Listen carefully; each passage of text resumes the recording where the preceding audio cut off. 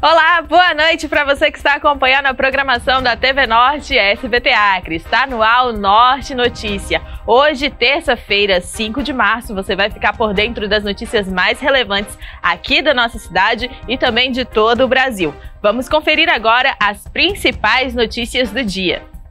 O Exército realiza ações em 8 municípios prestando apoio à população atingida. 90 mil filhotes de quelônios foram devolvidos à natureza. Forasteira, como é conhecida, viaja por todo o Brasil em sua motocicleta e chega ao Acre. Isso e muito mais você confere no Norte Notícia depois do nosso intervalo comercial.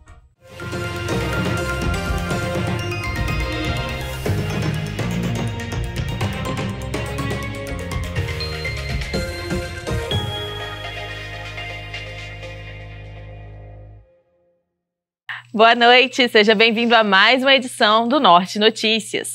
O Acre enfrenta a segunda maior cheia da sua história. A capital Rio Branco já enfrenta a segunda maior enchente da história. Nesta segunda-feira, o nível do Rio Acre chegou a 17 metros e 78 centímetros e ultrapassou a cota do ano passado. O recorde é de 2015, 18 metros e 40 centímetros.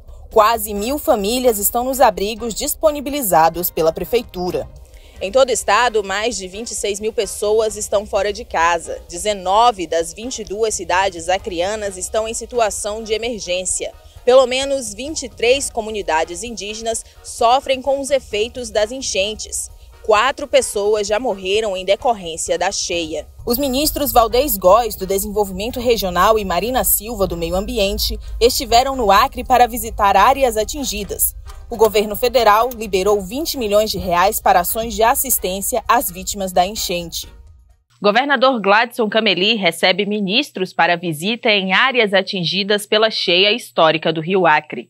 A comitiva dos ministros da Integração e do Desenvolvimento Regional e do Meio Ambiente e Mudanças Climáticas, Valdez Góes e Marina Silva, chegou ao Acre na manhã de segunda-feira para visitar as áreas atingidas pela cheia dos rios, acompanhada pelo governador Gladson Cameli.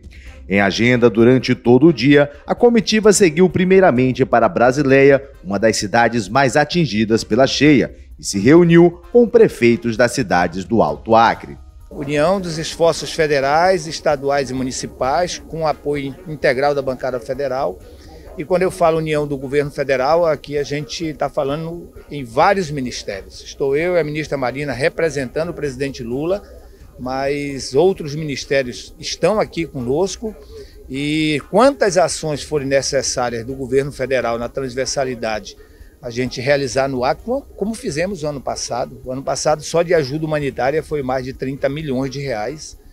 E este ano serão volumes infinitamente maiores. E nós não estamos falando só de resposta, porque quando somar esses valores também da saúde, do desenvolvimento social, de FGTS, nós temos que considerar também depois o restabelecimento, a reconstrução de muitos ambientes que estão sendo perdidos. A ministra Marina Silva destacou que fatores climáticos estão contribuindo para que esses eventos fiquem cada vez mais recorrentes. Por isso que nós estamos trabalhando um plano estruturante, são 9 ministérios trabalhando para que a gente possa dar uma resposta junto com os estados mais vulneráveis e os municípios mais vulneráveis. E, obviamente, que a principal ação é enfrentar a causa do problema. Desmatamento. Desmatamento aumenta a temperatura da terra, desmatamento faz com que haja assoreamento dos rios e desmatamento faz com que a gente tenha cada vez mais esses eventos extremos. O governador Gladson Cameli destacou que é muito importante essa visita para que os ministros possam ver a situação das cidades. É para eles verem, sentirem na pele também a situação que nós estamos vivenciando. E é um momento de união de esforços, onde todos os poderes constituídos e as instituições estão nos ajudando, que o Poder Legislativo é representado pelo nosso presidente da Assembleia, Luiz Gonzaga, que se encontra também, tem ajudado o Poder Judiciário, Ministério Público, todas as instituições de iniciativa privada. E o ministro da Integração Nacional, Valdez, ele vai vir aonde o próprio ministério dele tem a ver com essas situações, né? A pasta ligada diretamente às questões de desastres naturais, e nós vamos acompanhar de perto, mostrar a presença do Estado de Direito e fazer um planejamento pós-enchentes, né? Porque tem muitas situações como Brasileia, por exemplo, naquela questão da parte baixa, nós temos que achar uma alternativa imediatamente esse ano, para que as coisas não se repitam ano que vem na mesma proporção que foi esse ano. E trazendo agora informações da região norte do nosso país, em Roraima, 90 mil filhotes de quelônios foram devolvidos à natureza.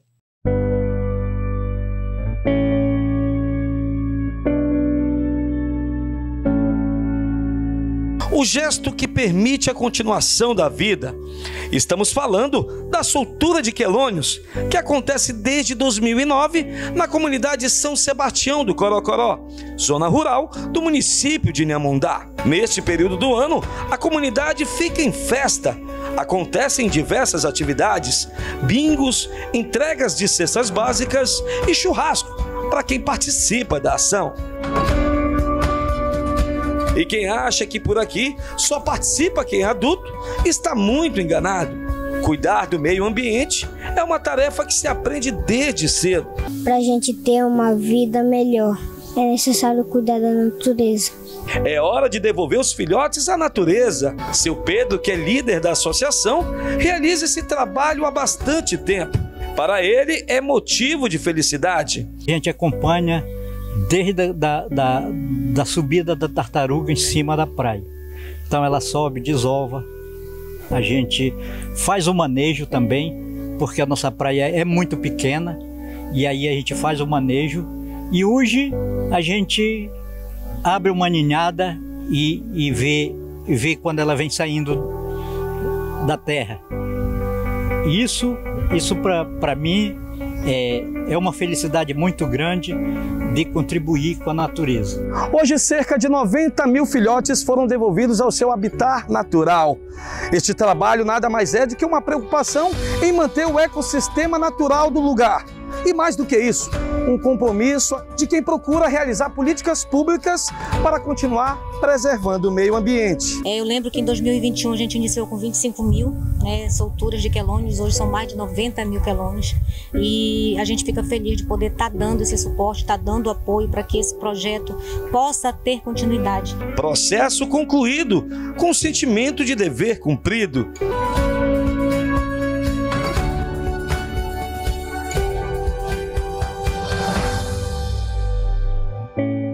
E agora voltamos a falar da situação de enchente aqui no Acre, onde o Exército realiza ações em 8 municípios, prestando apoio à população atingida. Vamos conferir a reportagem de Aline Pontes.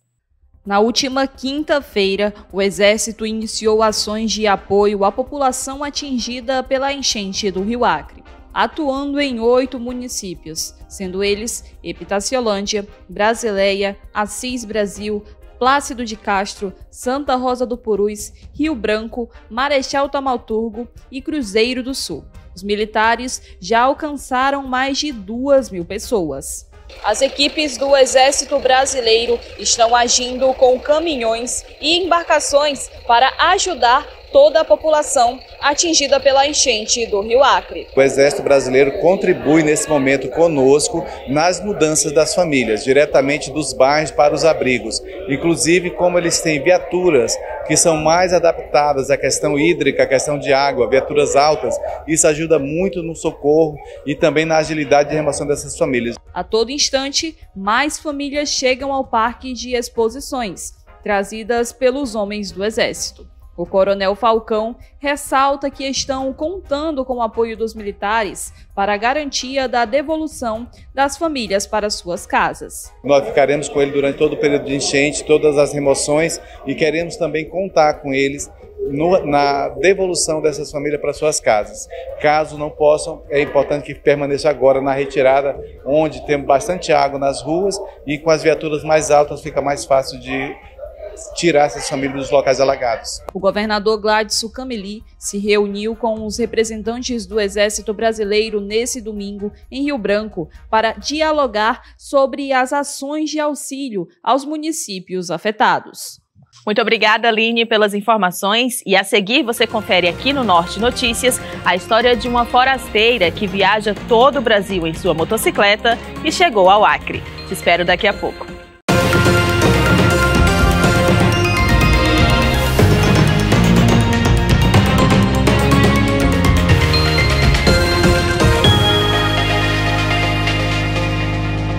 Norte Notícias já está de volta e eu quero te convidar para acompanhar a gente no YouTube, no canal TV Norte Acre, onde você confere toda a nossa programação ao vivo e também, caso tenha perdido alguma reportagem, é só ir lá e conferir. Deixa seu like, ativa o sininho e nos acompanhe também no nosso Instagram, no @TV Norte Acre, onde você fica por dentro de todos os bastidores e de tudo que está acontecendo no dia a dia da nossa equipe. Agora nós vamos voltar a falar das notícias porque a Polícia Federal e o Ministério Público do Trabalho realizam a operação em fazenda na zona rural de Boa Vista. Comidas estragadas, colchão velho, calor excessivo e a falta de saneamento. Essas eram as condições que trabalhadores tinham que viver em uma fazenda na zona rural de Boa Vista. A Polícia Federal deflagrou essa operação de repressão ao trabalho análogo à escravidão nesta segunda-feira. Um homem foi preso em flagrante e o mandado de busca e apreensão foi cumprido na fazenda. Segundo o Ministério Público do Trabalho, a denúncia foi feita pelos moradores da região. Eles entraram em contato com o Disque Denúncia do órgão e, com isso, um trabalhador foi resgatado. Segundo o inquérito da Polícia Federal, as pessoas que foram resgatadas realizavam atividades de piscicultura. O Ministério Público do Trabalho também participou da ação e denunciou que os trabalhadores moravam em um container de ferro e não havia nenhum tipo de vedação para evitar o calor extremo. O MP também denunciou a insalubridade do ambiente. O proprietário do estabelecimento foi preso em flagrante pelo crime de trabalho em situação análoga à escravidão. No local, também foi apreendida uma espingarda calibre 22. E ainda falando da área policial, GAECO e Polícia Civil deflagram a Operação Ruache, que investiga fraude na compra de respiradores e cumpre mandados em 3 cidades do Tocantins. A operação, realizada na manhã desta terça-feira, busca investigar supostas fraudes na compra de respiradores mecânicos durante o ano de 2020, no auge da pandemia de Covid-19. Ao todo, foram cumpridos 17 mandados de busca e apreensão nas cidades de Porto Nacional, Curupi, Palmas e Nerópolis, estado de Goiás. A operação foi realizada pelo Grupo de Atuação Especial ao Combate ao Crime Organizado, o GAEC, do Ministério Público do Tocantins, com apoio da Polícia Civil e Polícia Científica. Um dos endereços que foi alvo dessa operação é a Secretaria Municipal de Saúde, aqui da cidade de Gurupi. As investigações apontaram que ex-gestores públicos, servidores e empresários teriam agido de forma articulada, promovendo o desvio de recursos municipais sem a licitação, durante a aquisição de respiradores em agosto de 2020 para serem utilizados nas UPAs. Apesar da urgência, os equipamentos não chegaram a serem instalados. A operação recebeu o nome de Ruache, que em hebraico quer dizer respiração. E agora a gente vai mudar um pouquinho de assunto, vamos ficar mais leve. Afinal de contas, você sabia que o nosso tradicional quibe de arroz frito tem origem sírio-libanesa? E que esse salgado existe apenas aqui, no estado do Acre? Vamos conferir uma reportagem que eu preparei especialmente para você. Ah, o quibe de arroz fritinho e crocante já faz parte da merenda do acreano. E o quibe de macaxeira, então? Só de pensar, já bate aquela vontade. Mas você sabe a origem desses salgados? Eles chegaram às terras acreanas durante o primeiro ciclo da borracha, com a chegada dos sírios libaneses, como explica esse historiador. Eles influenciaram em vários aspectos, né? Um dos aspectos mais visíveis é o da culinária. E como a culinária aqui na Amazônia, ela obrigatoriamente é diferente da que podia ser feita lá no Oriente Médio, eles tiveram que adaptar e fazer transformações. Por exemplo, charuto. O charuto lá no Oriente Médio, ele é feito com folhas de parreira, que é, né, a videira aqui da uva. Aqui não tem uva, não tem videira, não tem parreira. Então o jeito é fazer com folha de couve. Então, aquele charuto que lá era feito de uma forma, aqui era feito da mesma forma, só que com ingredientes diferentes. Outro grande exemplo é o quibe. A Cibele é empresária e descendente de sírio-libaneses. Para ela, é de extrema importância ver a cultura árabe implementada, não apenas no Acre, mas também no Brasil. A culinária é uma das identidades, né, de um povo. E a gente vê que hoje, aqui no Brasil, não só no Acre, a culinária árabe é uma das mais, né, preponderantes. Isso é muito gratificante, porque isso nos faz ser gratos, né, e relembrar sempre a nossa origem. E eu, que não sou boba nem nada, é claro que vou experimentar aqui, ó, o de trigo com carne, o tradicional. Mas o tradicional do acreano é o quibe de arroz, que só existe aqui no nosso estado. O acreano costuma comer o quibe na hora da merenda ou no finalzinho da tarde. Mas a verdade é que quando bate à vontade, não tem hora para aproveitar o quibe, seja de arroz, macaxeira ou o tradicional de trigo. Deu vontade, não é? Vendo esses quibes. Nossa, eu sei que eu fiquei com vontade aqui. Agora a gente vai mudar mais um pouquinho de assunto, porque a Aline Pontes conversou com a forasteira, conhecida por suas viagens pelo Brasil. Vamos conferir. Oi, pessoal. Hoje eu tô aqui com a Estefânia, mais conhecida como forasteira, que vai nos dar mais detalhes sobre as diversas viagens que ela realiza nessa motocicleta em todo o Brasil. Oi, Estefânia, me conta como que surgiu essa ideia. Bom, na verdade, eu sou nômade, né? Eu moro em todo o Brasil, não tenho casa. E já faço isso há quase 20 anos, porém só de mochila. Aí, da última vez, parei numa cidadezinha, morei um tempinho, mas o sangue cigano chamou, pus a mochila na moto e agora eu sou uma motochileira. Moro, como eu disse, em todo o nosso país, pelas estradas afora. Me conta quais os estados que você já visitou. Bom, aqui no norte, este é o último da região, né, o Acre, e ainda vou concluir, porque eu faço parte de um desafio motociclístico, que são os fazedores de chuva. Então, falta o último ponto cardeal que está aqui, lá em Mâncio Lima, né? Já percorri, então, 3 pontos cardeais nos extremos do nosso país. E aí, seguindo todas as regiões, sul, sudeste, nordeste, agora fechando com o Acre, o norte, só falta o centro-oeste. Então, essa é a sua primeira vez aqui no Acre? Sim, Acre eu nunca vim, nem de mochileiro. Entendi. Tá gostando da experiência, de conhecer o nosso estado?